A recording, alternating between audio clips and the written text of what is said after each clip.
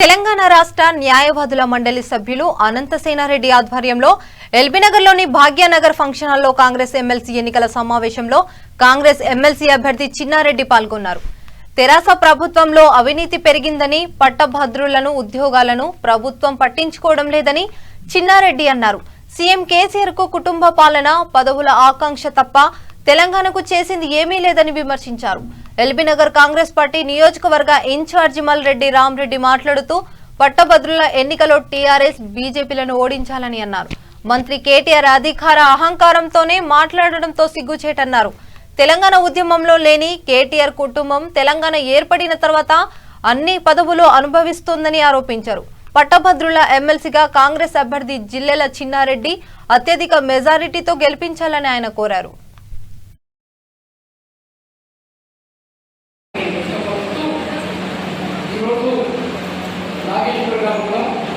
వార్తలు పర్యాలు ఈ నియోజకవర్గం నుంచే 8 సంవత్సరాలు గ్రాడ్యుయేట్ కౌన్సిల్ ఎమ్మెల్సీగా పనిచేస్తున్నారు.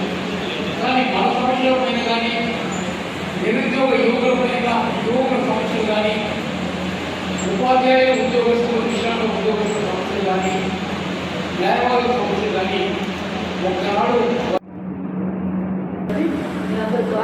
భారీ మెజారిటీతో ఇదేమి మనం ఓటు వేసి గెలిపించగలుగుతాను. ఇంతకుముందు చూశారు బీజేపీ రామచంద్రరావు గారు చూశారు.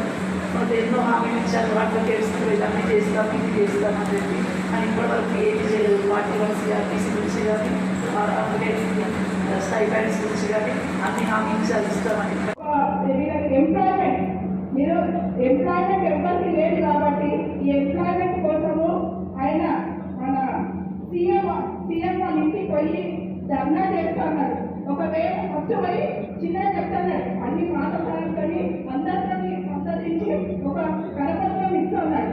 ఒకవేళ ఆయన అట్లా కాకుండా నేనేం చెయ్యని చెప్పి ఒక 3 నెలల టైం తర్వాత కూడా ఆయన ఒకవేళ ఏం స్పందించకపోతే సాధించిన కరపత్రం సమాజంలో ప్రతి ఒక్కరు కూడా అందరూ కూడా ప్రతి నాయకులు కూడా నాకు ఓట్లే ఎందుకు వేయాలి ఓట్లు, దేనికోసం వేయాలి ఓట్లు? అన్ని పార్టీలు వచ్చి ఓట్లు అడుగుతున్నాయి కానీ దేనికోసం వేయాలి?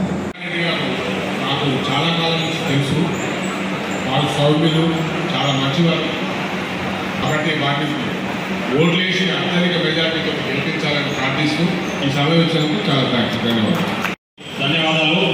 ముఖ్యంగా జిల్లాల చిన్నారెడ్డి గారు కూడా మనతో పాటు అడ్వకేటే. ఆయన కూడా ఎన్నో అయిన బార్ కౌన్సిల్లా చాలామంది అంటే కొందరు ప్రచారం చేస్తూ ఉన్నారు ఆయన అడ్వకేట్ కాదని చెప్పేసి. ఆయన కూడా అడ్వకేటే. పిహెచ్డీలో అగ్రికల్చర్లో పిహెచ్డీ చేసి ఎల్ఎల్పీ కూడా కంప్లీట్ చేసుకొని 2000 సంవత్సరంలో ఎన్రోల్ కావడం జరిగింది.